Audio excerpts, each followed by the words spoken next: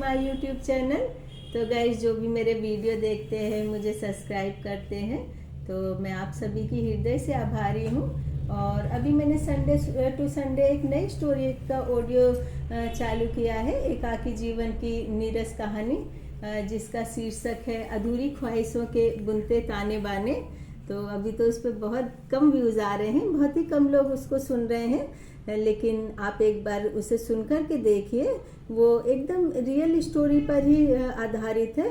और कई लोगों को मुझसे ये शिकायत है कि मैं पहले से बहुत ज़्यादा बदल गई हूँ, लेकिन मैं बदली बिल्कुल भी नहीं हूँ। मैं जैसे पहले थी मैं वैसे ही अभी हूँ, और मैं किसी के लिए भी नहीं बदल सकती हूँ। ये है कि थोड़ा थोड़ा कभी नेचर बदल जाता है, लेकिन हमारा नेचर बदलने की वजह से ये नहीं है कि हम किसी के लिए बदल जाते हैं। कई बार सिचुएशन ऐसे आ जाते हैं, और क्योंकि मैंने देखा है लोगों को बदलते हुए मैंने देखा है कि कोई जब एकदम ही निराश रहता है, उसका कोई सहारा नहीं रहता है, तो उस कंडीशन में लोग उसको छोड़ कर के चले जाते हैं, और फिर ना पूछते हैं ना देखते हैं, और कभी ये भी नहीं सोचते हैं कि जो मेरी वजह से इतनी दूर चले गए हैं, तो वो पता नहीं अब कैसे होंगे, जिंदे भी होंगे कि नहीं होंगे। तो लेकिन मैं ऐसी नहीं हूँ। तो मैं जैसे पहले थी, अनमैरिड लाइफ में थी, वहाँ भी मेरी कई सारी फ्रेंड्स हैं, मेरे रिलेटिव हैं, तो उनको ऐसा लगता है कि मैं बदल गई हूँ। पता नहीं क्यों ऐसा लोगों को लगता है, क्योंकि बदलने के लिए तो बहुत सारी बातें चाहिए होती हैं, लेकिन मुझ में तो एक भी क्वालिटी नहीं है। जैसा मैंने पहले भी कहा था कि मैं एकदम ही सिंपल लेडी हूँ, और ना तो मुझे कुछ ऐसा लगता है कि मैं किस तरह से बातचीत करूं, किस तरह से मैं शब्दों को बनाऊं कि मैं किस तरह से लोगों के सामने बातचीत कर सकूं या किसी तरह का व्यवहार रख सकूं। मुझे कुछ भी नहीं पता। मैं सच बता रही हूँ, मैं जैसी भी हूँ सबके सामने वैसी ही हूँ, और ना मुझे में कभी बदलाव आया है और ना ही मुझ में कभी बदलाव आएगा। तो आज मैं आप लोगों के लिए गोभी के पराठे बनाऊंगी। तो गोभी के पराठे तो बहुत सिंपल तरीके से बनते हैं, लेकिन उसमें थोड़ा सा टेक्निक और यूज़ कर लो तो वो और भी बहुत ज़्यादा टेस्टी हो जाते हैं। तो चलिए मेरी किचन में।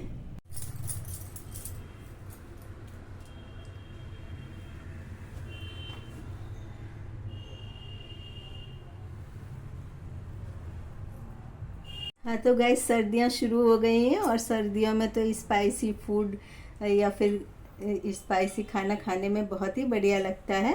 और इस समय तो ना चांदनी चौक की बहुत ज़्यादा याद आती है, क्योंकि ना चांदनी चौक में पराठे एकदम तरह तरह के मिलते हैं, बहुत सारी वैरायटी वाले पराठे मिलते हैं। मैं चांदनी चौक सच बताऊँ तो गई तो हूँ, लेकिन मैंने ना वहाँ पर कोई भी पराठे वगैरह या नाश्ता कभी भी नहीं किया, क्योंकि मुझे ना शुरू से ही आदत है कि रोड पे खड़े होकर के ना मैं स्ट्रीट फूड नहीं खा सकती हूँ। मुझे जो कुछ भी खाना हो ना, मैं घर पर बैठ कर ही खाती हूँ।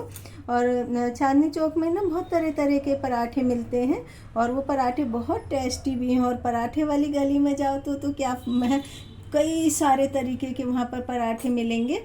तो मैं भी ना आज गोभी के पराठे बना रही हूँ। तो गोभी के पराठे बनाने के लिए मैंने 1 पाव गोभी लिया और उसको कद्दूकस कर लिया, और उसका ना पानी निचोड़ लिया। और इसको कद्दूकस करने से पहले धो लेते हैं। और ये देखिए एकदम ड्राई हो गया है। और साथ में मैंने ये पनीर लिया है, और ये धनिया लिया है, और ये मैंने प्याज ली है, और प्याज का भी मैंने पानी अच्छे से निचोड़ लिया है। और आज मैंने ये सबको एक ही प्लेट में रख रखा है। सर्दी है तो थोड़ा पास पास में रह सकते हैं ये लोग। और मैंने सिंपल सा आटा लिया है, और अब मैं सबसे पहले इसको गैस को ऑन करूंगी।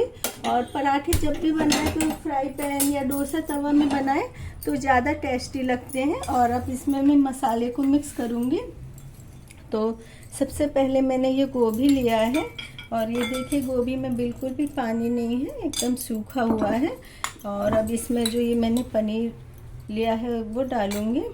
और अब ये प्याज में भी बिल्कुल पानी नहीं है, इसको भी मैंने अच्छी तरह से निचोड़ लिया था। और ये मैंने छोटा छोटा धनिया पत्ती काट लिया है। और अब मैं इसमें मसाला डालूंगी। इसमें मसाला बहुत ज़्यादा नहीं डलता है, तो मैं सबसे पहले इसमें नमक डाल दूंगी। नमक भी इसमें बहुत कम डलता है। और ये थोड़ा सा इसमें पाव भाजी मसाला और ये थोड़ी सी मिर्च, क्योंकि मिर्च इसमें ज़्यादा नहीं डलती, क्योंकि मिर्च के इसके पराठे के साथ में अचार वगैरह खाते हैं। और ये थोड़ा सा मैंने इसमें धनिया पाउडर डाल दिया है।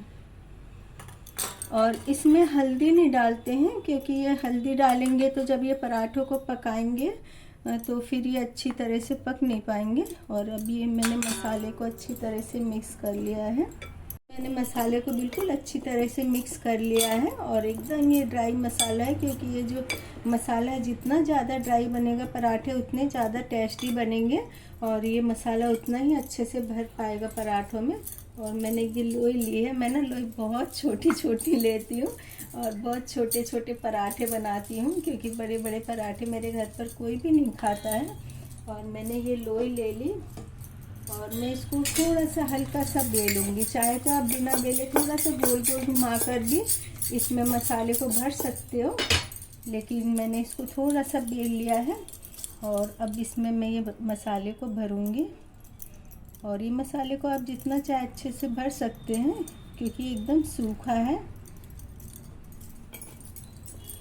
और मैंने गैस भी ऑन कर दिया है और ये फ्राई पैन भी अब एकदम गर्म हो रहा है, क्योंकि फ्राई पैन या तवा एकदम गर्म हो तभी पराठे बनाने चाहिए, नहीं तो एकदम स्लो पर होगा तब अच्छे से गर्म नहीं हो पाएगा। और आप उस पर पराठे या रोटी सेकने के लिए रख देंगे तो फिर उसका बेस ख़राब हो जाएगा, फिर वो अच्छे से बन भी नहीं पाएगी। तो अब मैं फटाफट से इसको बेल रही हूँ।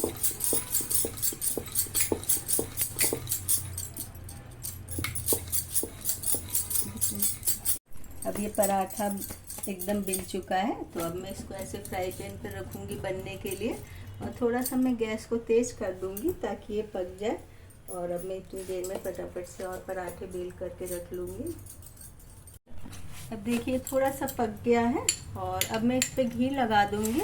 और चाहे तो आप इस पर बटर भी लगा सकते हैं, क्योंकि बटर लगाने से एकदम सॉफ्ट रहता है और काफ़ी देर तक फिर ये सॉफ्ट ही रहता है। और ये फ्राई पैन पर बहुत ही अच्छे से पकता है। ये पराठा कितनी अच्छी तरह से पक रहा है और इस तरह से प्रेस करने से ये कच्चा नहीं रहेगा और इसमें जो मसाले हैं वो भी अच्छी तरह से मिक्स हो जाएंगे। और मेरी एक फ्रेंड थी, जब मैं LLB कर रही थी तो वो पंजाब से आती थी और पंजाब से एक दिन पहले एग्ज़ाम के अपने मायके आती थी और फिर मायके से कॉलेज आती थी। तो वो नाश्ते में अक्सर पराठे लेकर के आती थी। तो कई बार तो वो घर से अचार वगैरह लेकर के आती थी, और लेकिन कई बार ना वो कॉलेज की कैंटीन से दाल लेती थी, अरहर की दाल। तो मुझे ये कॉम्बिनेशन बहुत अच्छा लगा। तो आज मैं इसको पराठे को दाल के साथ ही सर्व करूँगी। और आप चाहे तो इसको सॉफ्ट भी बना सकते हैं, और ज़्यादा पकाना हो, ज़्यादा कुरकुरे खाते हो तो हल्का सा इसको थोड़ा ज़्यादा पका लें, लेकिन जलाएं ना। अब देखिए ये पराठा पक चुका है और अब मैं इसको हॉट केस में रख दूँगी ताकि ये गर्म रहे। और दूसरा पराठा भी मैंने बेल लिया है, थोड़ा सा ये भी पक चुका है। अब इसको थोड़ा पकने के बाद ही इस पर घी लगाना है।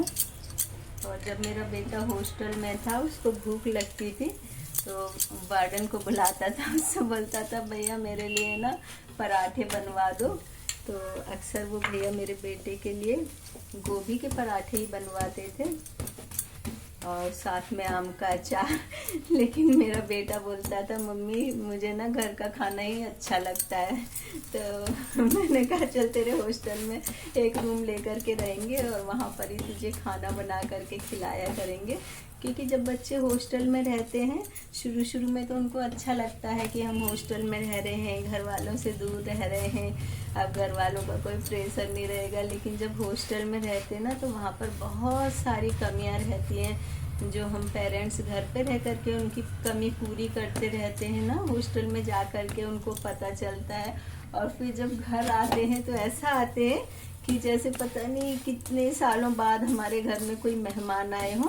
और अब देखिए ये पराठा अच्छी तरह से पक चुका। आप चाहे तो इसको बच्चों को टिफ़िन में भी दे सकती हैं, और या फिर आपके घर पर कोई गेस्ट आए उसके लिए बना सकती हैं, और या फिर कोई नाराज़ रहे तो उनको तो बहुत ही अच्छे लगेंगे ये पराठे। और इसको अचार के साथ खाने में बहुत अच्छा लगता है। लेकिन मेरा बेटा ना इसको दाल के साथ में खाता है पराठे को, और यदि आपको कोलेस्ट्रॉल की प्रॉब्लम है तो इसमें बहुत कम से कम घी लगाए। अब देखिए, अब इसमें घी बिल्कुल भी नहीं दिख रहा है। तो मैं अपने हस्बैंड के लिए तो ऐसे ही पराठे बनाती हूँ कि घी उसमें बिल्कुल नहीं दिखता है।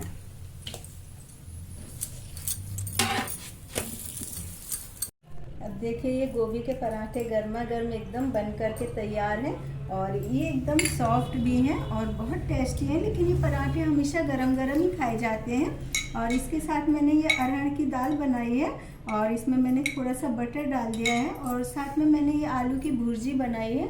और ये आलू की भुर्जी बहुत सिंपल तरीके से बनाई, इसमें मैंने लहसुन प्याज वगैरह कुछ भी नहीं डाला है। और ये साथ में अचार है, ये मिक्स अचार है। तो मुझे रेड चिली पहले मिली नहीं थी, तो 2-3 दिन पहले मुझे रेड चिली मिल गई, तो मैंने वो भी अचार में मिक्स कर दिया। तो ये अचार बहुत ही टेस्टी लगेगा, बहुत जल्दी बन जाता है। और स्वीट डिश में मैंने ये मीठी सेवई बनाई है। तो ब्रेड क्रम भी इसमें थोड़ा सा डाल दिया है क्योंकि ये सेवई कम रह गई थी। अब इतनी रात को तो मैं जाती नहीं क्योंकि सुबह जल्दी मुझे बनाना था। और ये बहुत ही ज़्यादा टेस्टी है और एकदम ये यूनिक सी स्वीट डिश है। तो आप ये सब खा करके देखिए और यदि ना बना पाए तो मैं आ करके बना दूँगी और फिर मुझे सब्सक्राइब कीजिए।